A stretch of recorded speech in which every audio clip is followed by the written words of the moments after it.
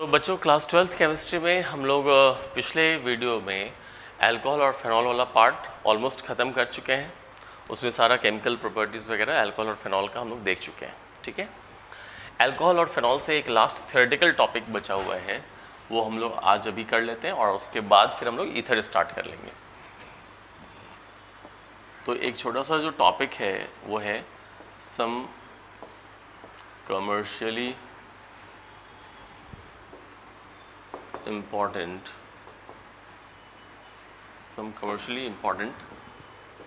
alcohols। ठीक है, देखिए ये जो सम कमर्शियली इंपॉर्टेंट अल्कोहल है, इसमें हम लोगों को दो अल्कोहल के बारे में थोड़ा सा समझना है।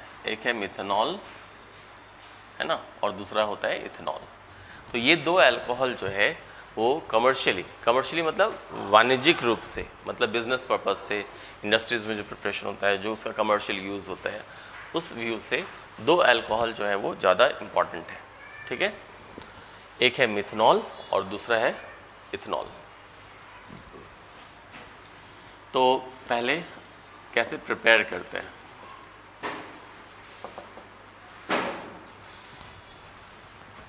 Preparation of methanol.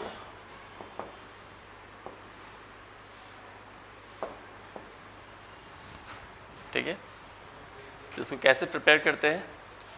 तो when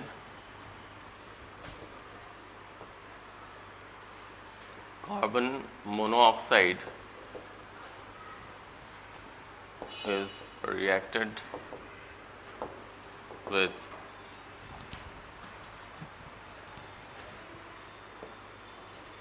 hydrogen in the presence of catalyst,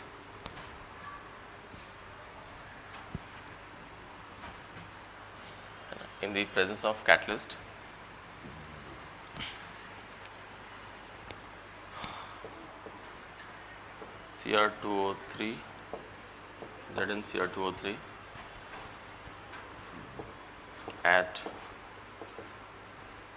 high pressure and temperature,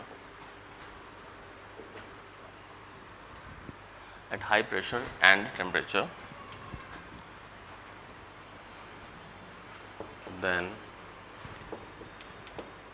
methanol is formed।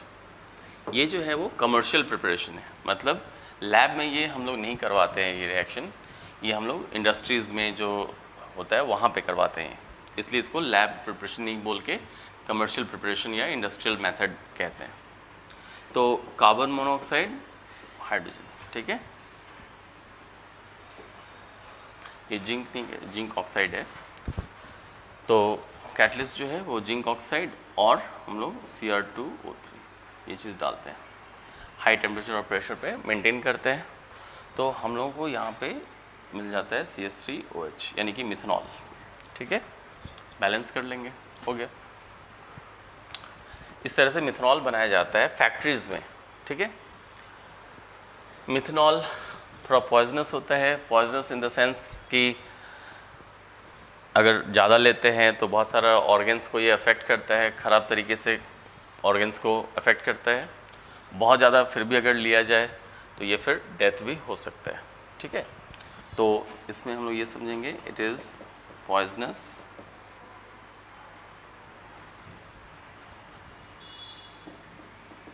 It's intake, जब हम लोग लेते हैं इट्स इनटेक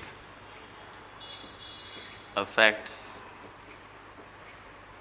आवर ऑर्गन्स, जैसे लीवर वगैरह ये सब खराब करता है। और अगर बहुत ज़्यादा लेंगे एंड एक्सेसिव इनटेक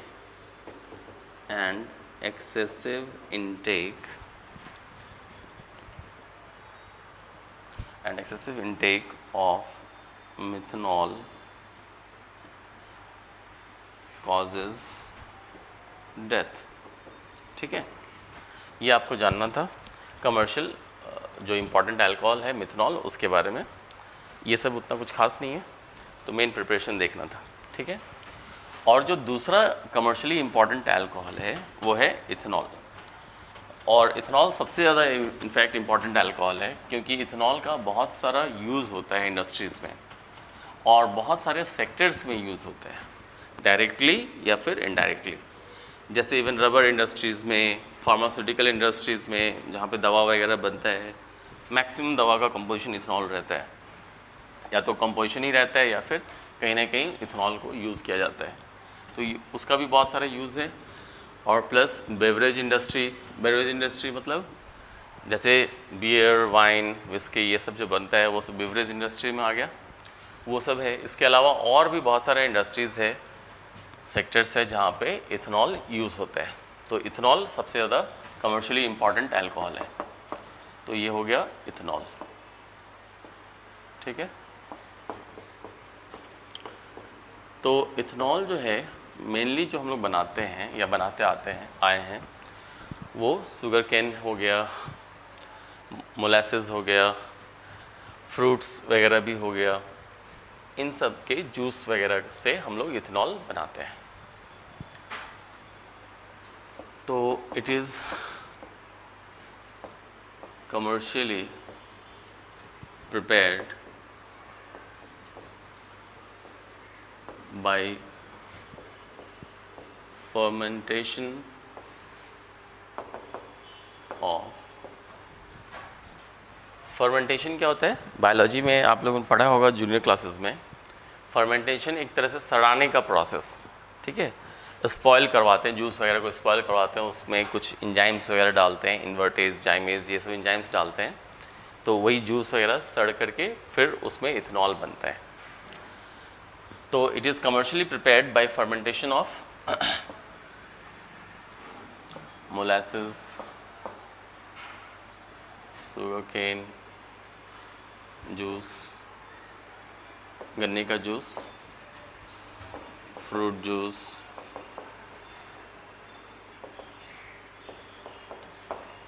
ठीक है। तो इसमें हम लोग क्या करते हैं, अब जैसे देखिए मोलासेस हो या शुगर केन का जूस हो या फ्रूट जूस हो, इन सब में जो केमिकल कंपाउंड कॉमनली प्रेजेंट रहता है वो होता है सुक्रोज, ठीक है। They contain sucrose. Sucrose formula C12H22O11, ये इन सब में प्रेजेंट होता है। तो हम लोग क्या करते हैं, पहले जो सुक्रोज है उसको पहले इन्वर्टेज एंजाइम से एक्शन करवाते हैं, यानी जूस जो लिया उसमें सुक्रोज है और सुक्रोज में क्या करते हैं, इन्वर्टेज एंजाइम डालते हैं, वाटर डाल करके इन्वर्टेज एंजाइम डालते हैं, तो हाइड्रोलाइसिस हो जाता है उसका। और जब हाइड्रोलाइसिस होता है तो ये जो सुक्रोज है वो ग्लूकोज और फ्रक्टोज में टूट जाता है, ठीक है। तो solution of sucrose undergoes hydrolysis in the presence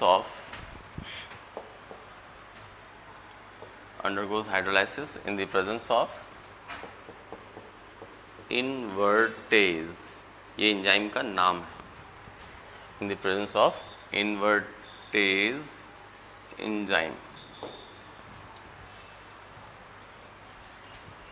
to form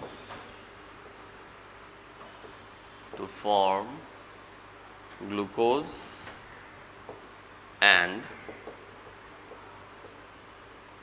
fructose,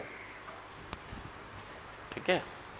तो ग्लूकोज और फ्रक्टोज में वो टूट जाएगा, कौन, जो सुक्रोज है वो। और सुक्रोज कहाँ है, फ्रूट जूस, शुगर केन का जूस, ये सब में, ठीक है। और इसमें कौन सा एंजाइम जो है वो रोल प्ले कर रहा है, इन्वर्टेज। तो C12H22O11 वाटर डाल दिए, ठीक है। और इस तरह से ये इन्वर्टेज एंजाइम के प्रेजेंस में ये रिएक्शन हो गया। ठीक है, तो ये जो है टूटेगा, ये सुक्रोज है, ये जब टूटेगा तो यहाँ जो प्रोडक्ट मिलेगा हमको C6H12O6 प्लस C6H12O6 है ना। तो इस ये ग्लूकोज और ये फ्रक्टोज, ग्लूकोज और फ्रक्टोज दोनों का फॉर्मूला सेम होता है। ठीक है, सिर्फ उसमें जो मॉलिक्यूल्स का अरेंजमेंट होता है डिफरेंट OH और H का, वो सिर्फ अंतर होता है, इसलिए नाम भी अलग अलग है, दोनों का प्रॉपर्टीज़ भी थोड़ा अलग होता है। तो फॉर्मूला वाइज वही होता है, दोनों C6H12O6 दोनों का सेम फॉर्मूला होता है, मगर अरेंजमेंट डिफरेंट होता है। ठीक है, ऐसे बहुत सारे कंपाउंड्स हैं, जैसे मैलेइक एसिड और फ्यूमेरिक एसिड दोनों का फॉर्मूला सेम है। अगर सिस अरेंजमेंट है तो मैलेइक एसिड बोलते हैं, ट्रांस अरेंजमेंट है तो फ्यूमेरिक एसिड बोलते हैं। तो इस तरह से, तो यहाँ पे सुक्रोज जो है वो ग्लूकोज और फ्रक्टोज में टूट गया। ठीक है, और फिर इसके बाद हम लोग क्या करते हैं कि ये जो ग्लूकोज है उसको लेते हैं और उसको फिर हम लोग फर्मेंटेशन जो करवाते हैं वो जाइमेज एंजाइम के प्रेजेंस में करवाते हैं। पहला वाला इन्वर्टेज, दूसरा जाइमेज। तो जाइमेज एंजाइम के प्रेजेंस में जब हम ग्लूकोज का फर्मेंटेशन करवाएंगे तो ये इथेनॉल और कार्बन डाइऑक्साइड हम लोगों को देगा। ठीक है,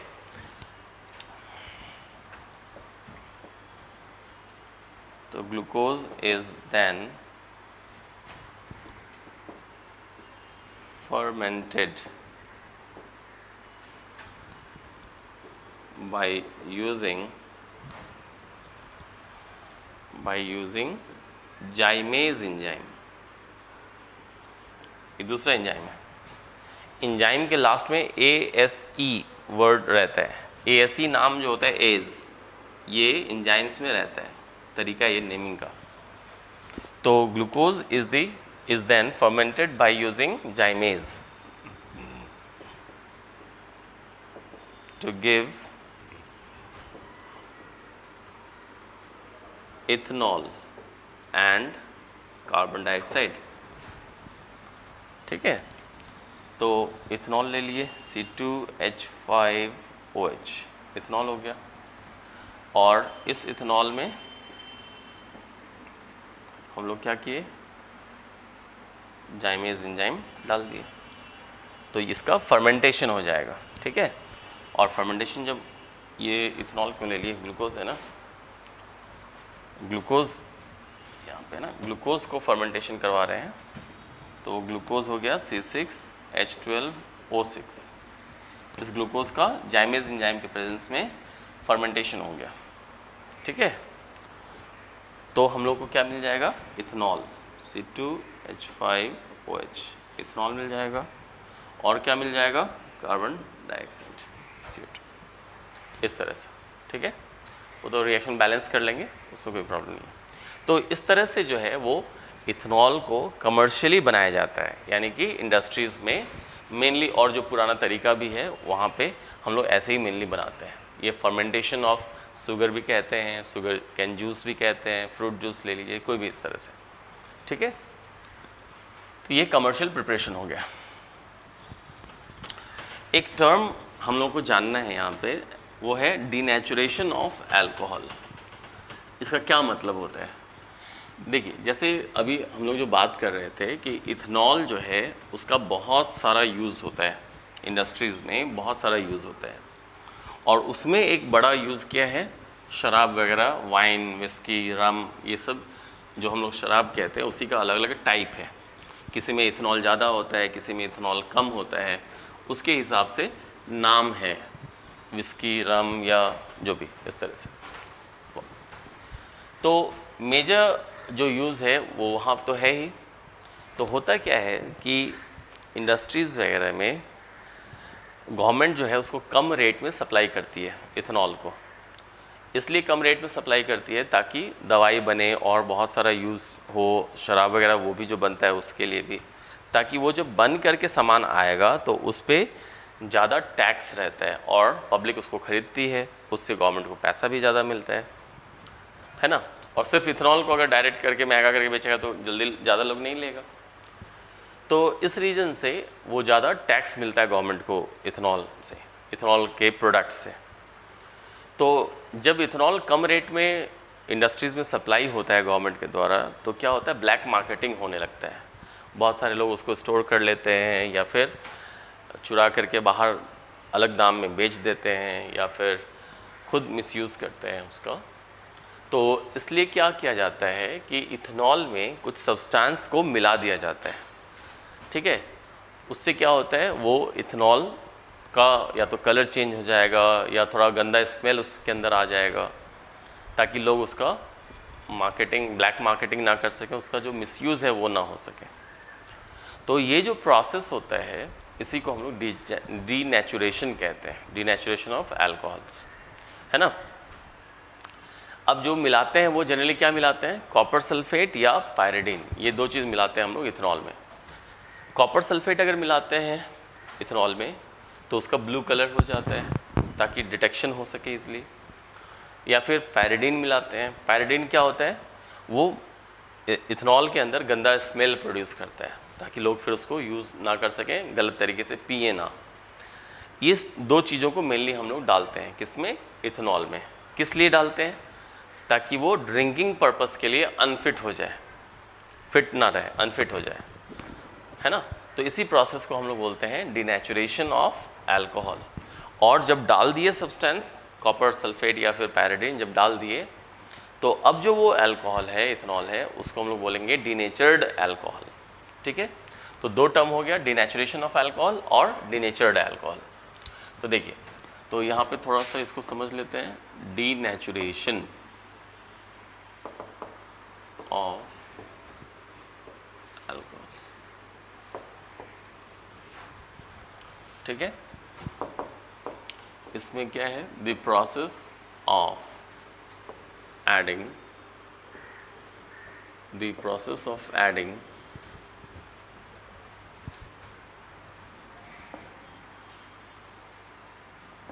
copper sulphate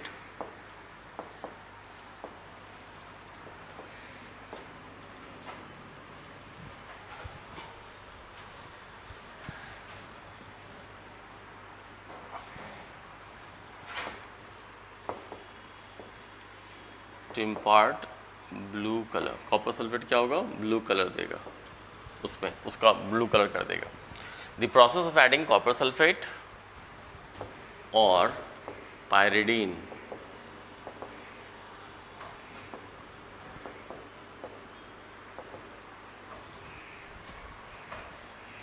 to give foul smell, ठीक है। तो the process of adding copper sulfate to impart blue color or pyridine to give foul smell to ethanol to make it unfit, सही नहीं है ना, to make it unfit for drinking purposes, to make it unfit for drinking purposes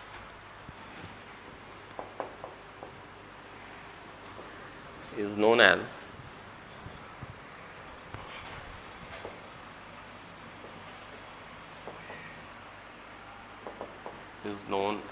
denaturation of alcohols, ठीक है, is known as denaturation of alcohols।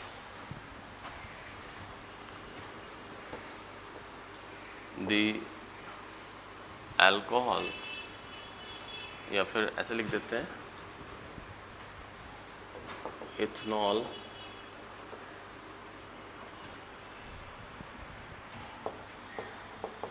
after getting mixed, है ना, ethanol after getting mixed with after getting mixed with copper sulfate or pyridine, ठीक है, ethanol after getting mixed with copper sulfate or pyridine is known as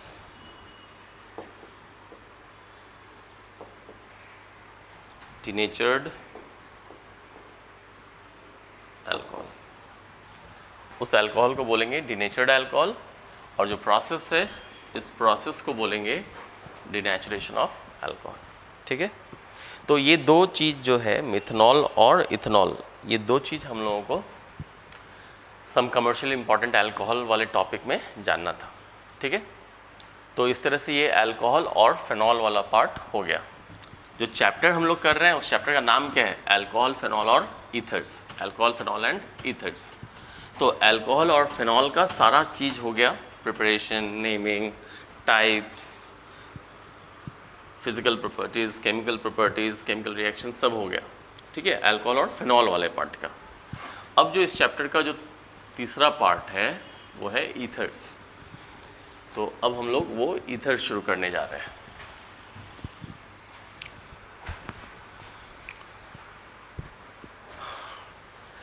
हालांकि naming वगैरह तो मैं पहले बता चुका हूँ, तो इसलिए डायरेक्ट मैं प्रिपरेशन से आ जाऊँगा। नेमिंग ऑलरेडी चैप्टर के स्टार्टिंग में अल्कोहल, फेनॉल, ईथर्स तीनों का नेमिंग बताया हुआ है। तो ईथर्स में हम लोगों को पहले समझना है प्रिपरेशंस ऑफ ईथर। इसमें दो ही मेथड हम लोग को पढ़ना है अभी। तो पहला जो मेथड है वो है एसिड कैटालाइज्ड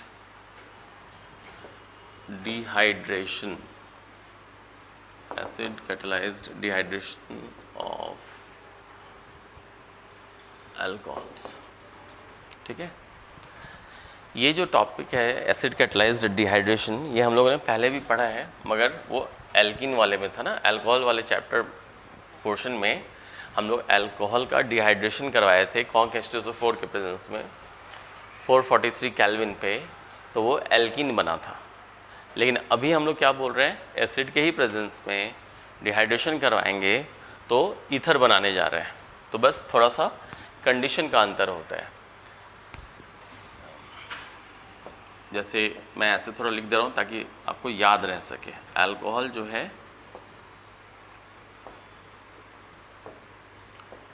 कॉन्क H2SO4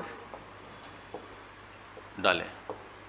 ठीक है, तो कॉन्सेंट्रेटेड H2SO4 जो होता है वो एक डिहाइड्रेटिंग एजेंट होता है, यानी वाटर निकालने में हेल्प करता है। ठीक है, तो अगर हम लोग 443 केल्विन पे काम करेंगे और अगर 413 केल्विन पे करें तो फ़र्क पड़ता है। ये रिएक्शन जो है वो एक टेम्परेचर स्पेसिफिक रिएक्शन है, और ये वाला रिएक्शन हम लोग ऑलरेडी पढ़ चुके हैं इसी चैप्टर में, जो केमिकल प्रॉपर्टीज़ ऑफ अल्कोहल था वहाँ पे, डिहाइड्रेशन ऑफ अल्कोहल। तो 443 केल्विन पे अगर हम इसके प्रेजेंस में इसको हीट करेंगे तो हम लोगों को मिलता है एल्कीन। ठीक है, लेकिन अगर हम लोग सेम कंडीशन है, सिर्फ टेम्परेचर डिफरेंट हो गया, तो अल्कोहल से हम लोगों को जो मिलेगा वो होगा ईथर। अंतर बताने के लिए ऐसा मैंने लिख दिया है। अल्कोहल को इतने टेम्परेचर पे इसके प्रेजेंस में करवाएंगे तो एल्कीन, और सेम कंडीशन सिर्फ टेम्परेचर बदल देंगे तो वो ईथर बनाता है। ठीक है, तो हम लोगों को अभी ये वाला ही पढ़ना है। ये हम लोग पढ़ चुके हैं, ये पढ़ना है अभी। ठीक, तो देखिए इसमें लिख सकते हैं हम लोग व्हेन, और ये मेनली जो है वो 1 डिग्री अल्कोहल के लिए होता है ये। ठीक है, ये रिएक्शन जो है वो मेनली 1 डिग्री अल्कोहल के लिए। तो व्हेन 1 डिग्री यानी कि primary,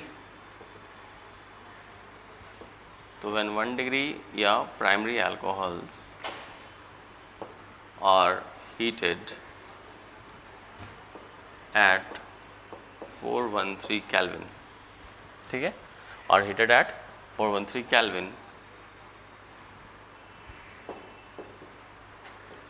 in the presence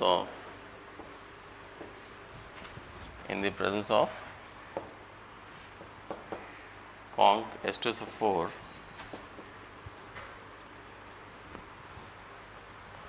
then ethers are formed। ठीक है, 1 डिग्री अल्कोहल को इस पे करेंगे, इसके प्रेजेंस में ईथर बनता है। ठीक है, तो यहाँ पे एसिड, सल्फ्यूरिक एसिड कैटलिस्ट है, इसलिए एसिड कैटलाइज्ड हो गया। डिहाइड्रेशन यानी लॉस ऑफ वाटर, इस रिएक्शन में भी हम लोग पढ़ेंगे, देखेंगे वहाँ पे, तो वाटर का लॉस भी होता है, तो लॉस ऑफ वाटर होता है, इसलिए डिहाइड्रेशन। और किसका हो रहा है? अल्कोहल का, तो इसलिए नाम हो गया acid catalysed dehydration of alcohol. तो एक एग्जाम्पल पहले देख लेते हैं और फिर हम लोग उसका मैकेनिज्म भी देखेंगे।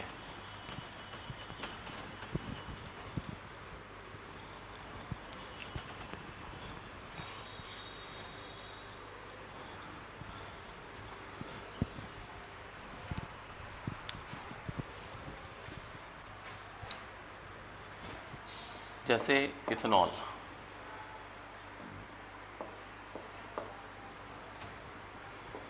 इसको हम लोग कॉन्क H2SO4 के प्रेजेंस में 413 केल्विन पे हीट किए तो CH3 CH2 O फिर CH2 CH3 ये बनता है। ठीक है, और एक वाटर भी निकलता है, वो लिखना उतना ज़रूरी नहीं है, लिख भी सकते हैं, नहीं भी लिख सकते हैं। तो ये जो कंपाउंड बन गया ये है इथॉक्सी ईथेन,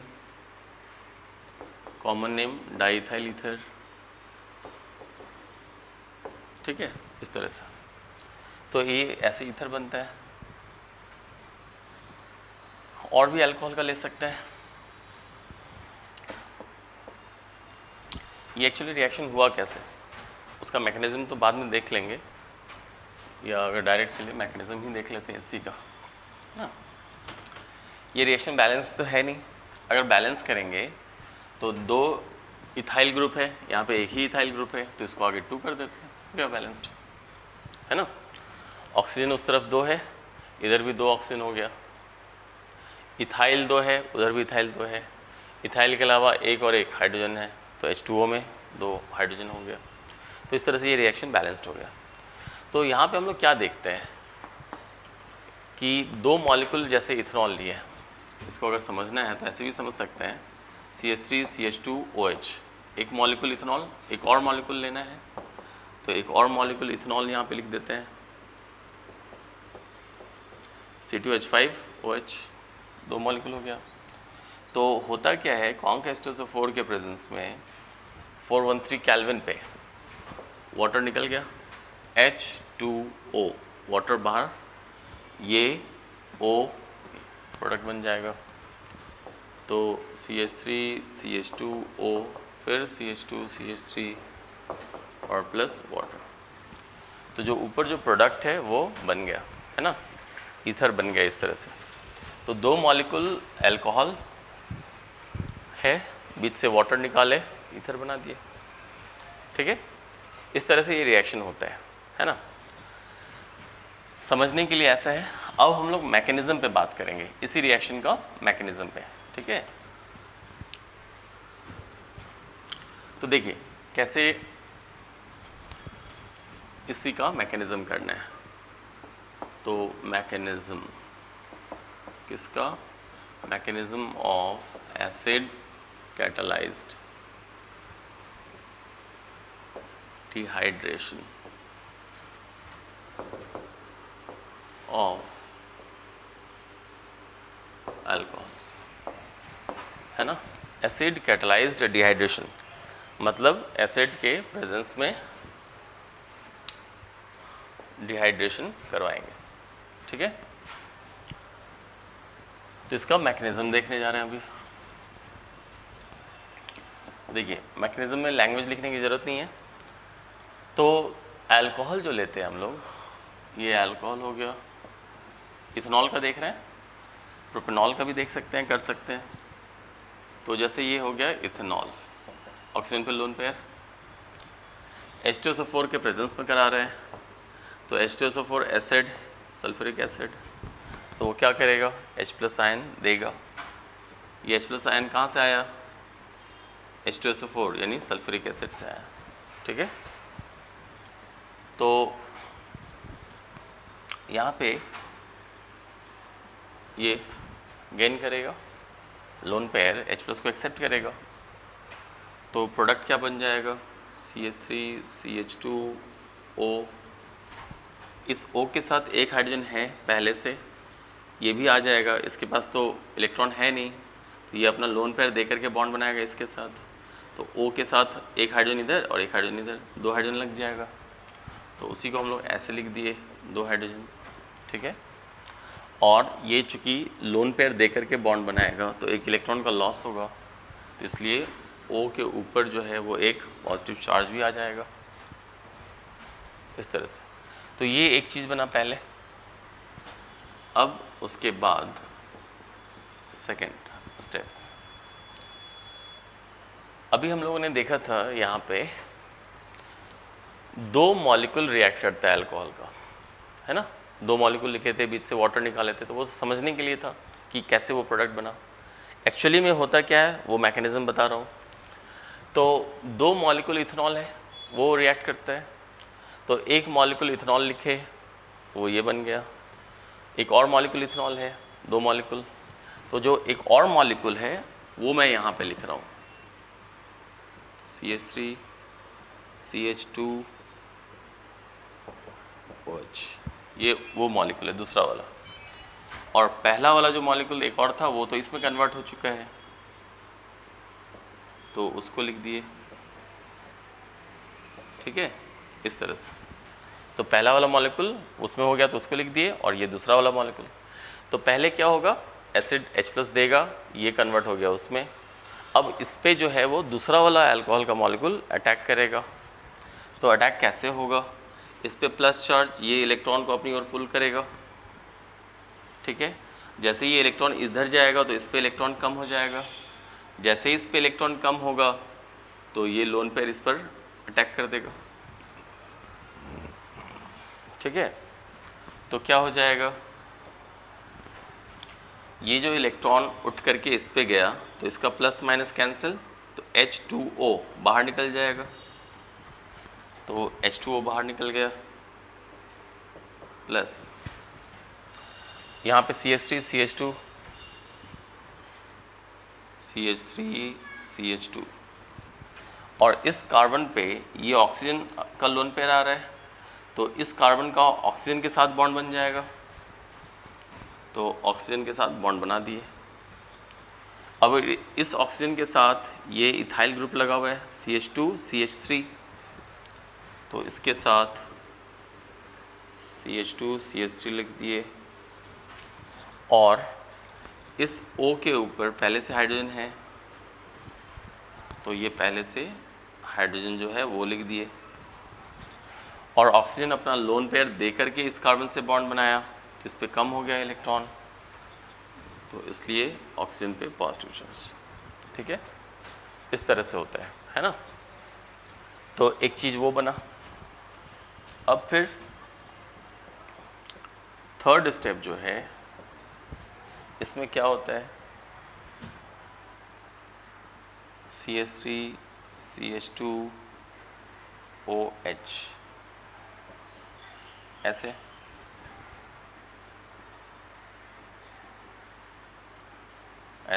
ऐसे है वो जो मिला। अब एसिड जो है कॉन्क H2SO4 वो H+ दिया, और वो एसिड जो है वो क्या है, कैटलिस्ट का काम कर रहा है। कैटलिस्ट जो होता है वो रिएक्शन में यूज्ड अप नहीं होता है, मतलब एज अ रिएक्टेंट काम नहीं करता है कैटलिस्ट। कैटलिस्ट हो सकता है कोई चीज़ अपना दे, शुरुआत में रिएक्ट करके रिएक्शन को स्टार्ट कर दे, मगर फिर से बाद में वापस जो है वो कैटलिस्ट बन करके निकल जाता है ना। कैटलिस्ट मतलब रीजेनरेट हो जाता है।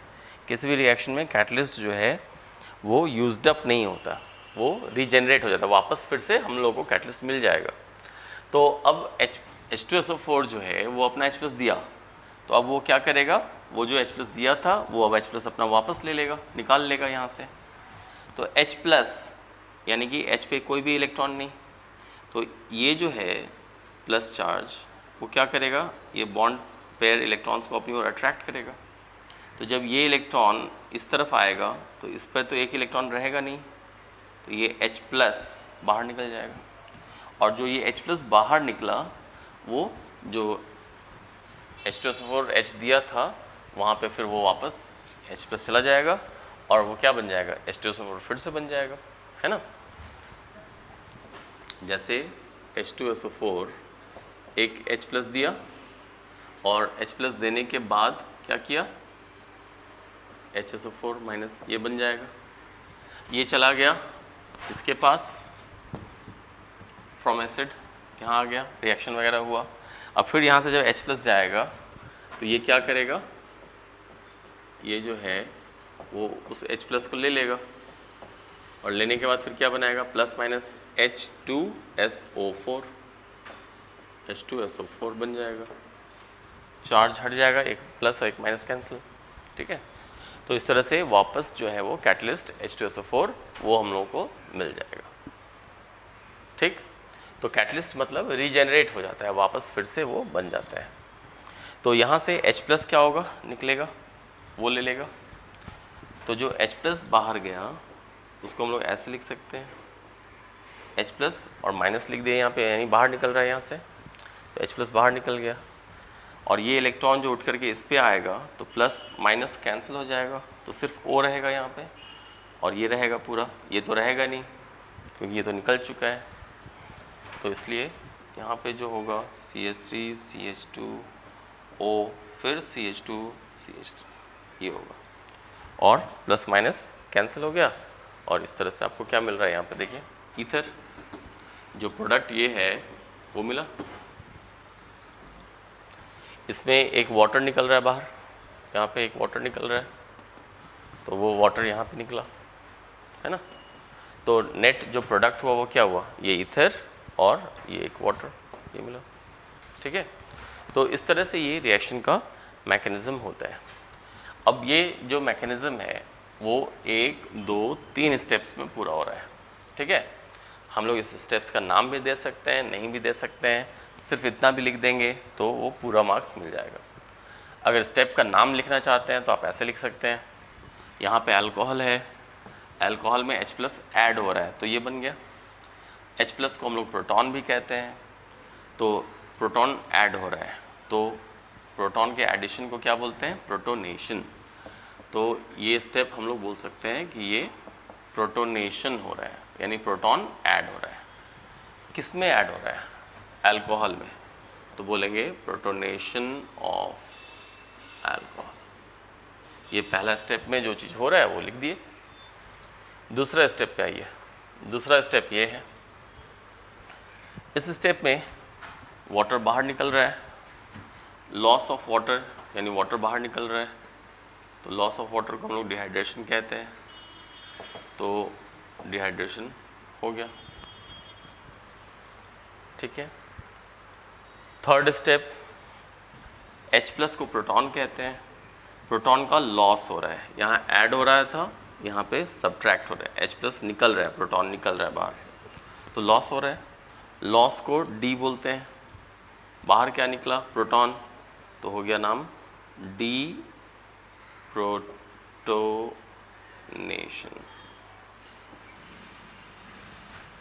ठीक है। तो ये हो गया डी प्रोटोनेशन, ठीक। और इस तरह से हम लोग क्या हो गया, ईथर मिल गया। तो ये 3 स्टेप्स, प्रोटोनेशन ऑफ अल्कोहल, फिर दूसरा डिहाइड्रेशन, और फिर तीसरा डी प्रोटोनेशन, इस तरह से इस रिएक्शन का मैकेनिज़्म होता है। तो जैसे मैंने इथेनॉल का बताया वैसे ही हम लोग प्रोपेनॉल का भी कर सकते हैं, ठीक है। ये इथेनॉल का था, एनसीईआरटी में एक क्वेश्चन भी होगा शायद, तो आप देख लीजिएगा, इसी से रिलेटेड होगा। इसके बाद हम लोग इसी का अगर मैकेनिज़्म देखना चाहें तो प्रोपेनॉल में क्या करना था, अच्छा यहीं पे हो जाता। अगर प्रोपेनॉल का करेंगे तो बस एक कार्बन यहाँ पे बढ़ा देंगे, तो CH3 CH2 CH2OH हो जाएगा, तो एक कार्बन इधर भी रहेगा, एक कार्बन इधर भी रहेगा, ऐसे। और मैकेनिज़्म में क्या होगा, एक एक कार्बन केवल बढ़ता चला जाएगा, यहाँ पे एक कार्बन होगा, यहाँ एक एक्स्ट्रा कार्बन, यहाँ एक एक्स्ट्रा, यहाँ एक एक्स्ट्रा, बस। तो इस तरह से सेम तरीके से हम लोग प्रोपेन 1ऑल इसका भी लिख सकते हैं, ठीक है। मैं प्रोपेनॉल का मैकेनिज्म नहीं बता रहा हूँ, बस रिएक्शन लिख दे रहा हूँ। जैसे ये हो गया प्रोपेन 1ऑल, ठीक है। तो अल्कोहल का 2 मॉलिक्यूल रिएक्ट करता है, जानते हैं हम लोग। तो ये हो गया कॉन्क H2SO4, ठीक है। तो CH3 CH2 CH2O, फिर CH2 CH2 CH3 और एक मॉलिक्यूल वाटर, है ना। 2 मॉलिक्यूल रिएक्ट करते हैं, ये पहले ही बात हो चुकी है, ठीक है। सेम वैसे ही टेम्परेचर 413 केल्विन, ठीक है। इस तरह से ये रिएक्शन होता है। मैंने इस रिएक्शन को बताते वक्त एक बात कही थी कि ये इस रिएक्शन में हम लोग 1 डिग्री अल्कोहल्स का रिएक्शन करवाते हैं और 1 डिग्री अल्कोहल जो है वो ईथर देता है, इस तरह से, ठीक है। तो बात ये हुई कि 2 डिग्री और 3 डिग्री अल्कोहल्स का क्यों नहीं होता, है ना। तो 2 डिग्री और 3 डिग्री अल्कोहल्स जो होता है, एक्चुअली उसका elimination reaction, beta elimination reaction होने का टेंडेंसी ज़्यादा होता है 2 डिग्री और 3 डिग्री अल्कोहल्स का। इस कारण से क्या होता है कि अगर हम इस रिएक्शन में 2 डिग्री अल्कोहल ले लेंगे या फिर 3 डिग्री अल्कोहल ले लेंगे तो उसका बीटा एलिमिनेशन हो जाएगा और वो एल्कीन बना देगा एज अ मेजर प्रोडक्ट। उस रिएक्शन में ईथर भी थोड़ा बहुत बनेगा मगर उसका अमाउंट या परसेंटेज बहुत ही कम होगा। मेनली जो बनेगा वो क्या बनेगा, वो जो बनेगा वो एल्कीन मेन प्रोडक्ट होगा वहाँ पे, ठीक है।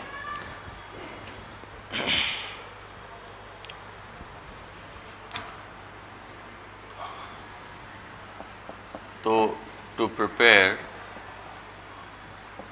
ethers by acid catalyzed dehydration alcohols, to prepare ethers by acid catalyzed dehydration of alcohols,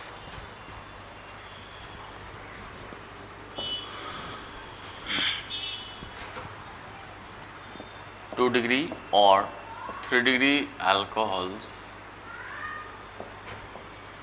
are not suitable, वो suitable नहीं होता है, are not suitable। क्यों? क्योंकि because they have greater tendency to show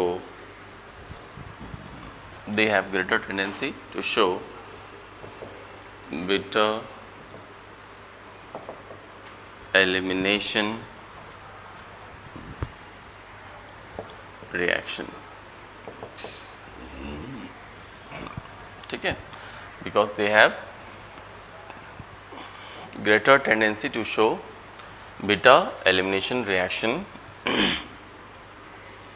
and alkene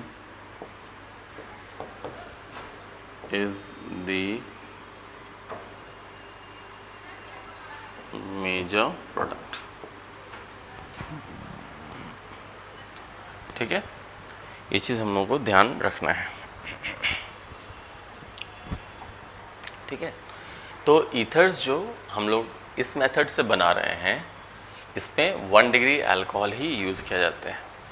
2 degree या 3 degree alcohol हम लोग यहाँ पे नहीं यूज़ करेंगे, ठीक है। क्यों? क्योंकि 2 डिग्री या 3 डिग्री अल्कोहल अगर यूज़ करेंगे तो उसका बीटा एलिमिनेशन रिएक्शन होने का टेंडेंसी ज़्यादा होता है, इसलिए उसका बीटा एलिमिनेशन रिएक्शन हो जाएगा और वो एल्कीन जो है वो मुख्य रूप से बनाएगा।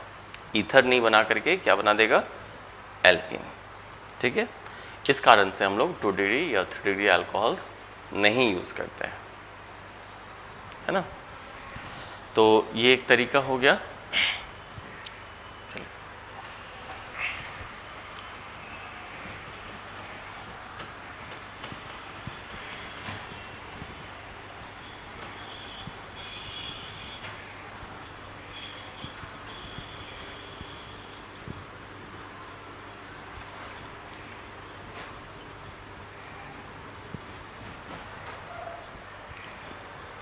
जैसे इस रिएक्शन का मैकेनिज्म अगर मुझे लिखना है, तो ये प्रोपेन वनॉल का हो गया।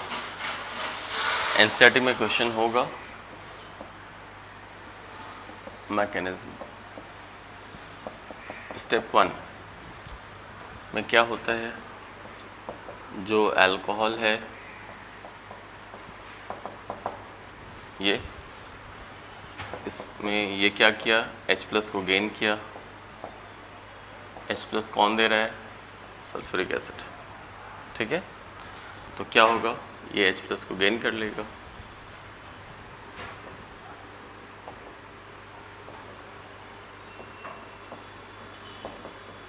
ये बनेगा। स्टेप 2, जो दूसरा मॉलिक्यूल है वो ये,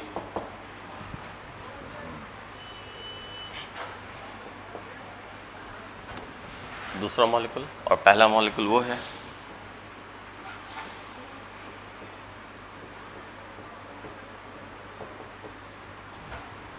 वो पहला, और यहाँ पे 2 मॉलिक्यूल रिएक्ट कर रहे हैं, तो दूसरा वाला ये। तो वैसे ही वाटर का लॉस, इस पे प्लस चार्ज, तो ये इस पे अटैक कर देगा। तो क्या बन जाएगा, CH3 CH2 CH2, यहाँ तक लिख दिए।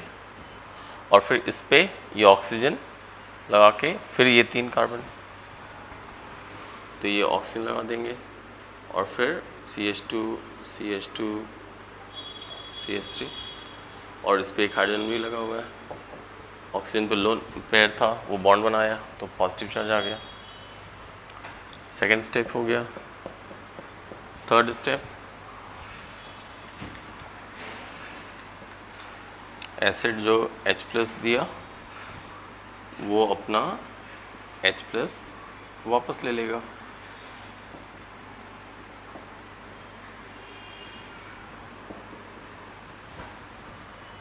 ठीक है, तो यहाँ से H+ वापस ले लिया, तो ये इलेक्ट्रॉन इस पर चला गया, है ना। तो आपका प्रोडक्ट क्या मिल जाएगा, H+ तो लॉस बाहर निकल गया, और प्रोडक्ट जो बनेगा CH3 CH2 CH2, फिर O, फिर CH2 CH2, और फिर CH3, इस तरह से। तो ये ईथर मिल गया, है ना। तो इस तरह से 3 स्टेप्स में प्रोपेन वनॉल का भी लिख सकते हैं, इथेनॉल का भी मैंने बताया। ठीक है, तो ये एक पहला मेथड हो गया।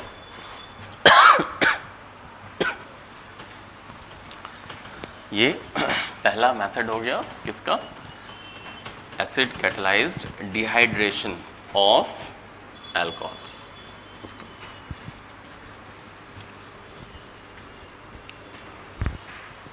ठीक है, आज रहने देते हैं। और प्रिपरेशन ऑफ ईथर में अभी और एक मेथड है, विलियमसन सिंथेसिस ऑफ ईथर, उसको फिर हम लोग अगले क्लास में बात करते हैं। ठीक है, फिलहाल इतना ही रहने देते हैं। Okay, thank you.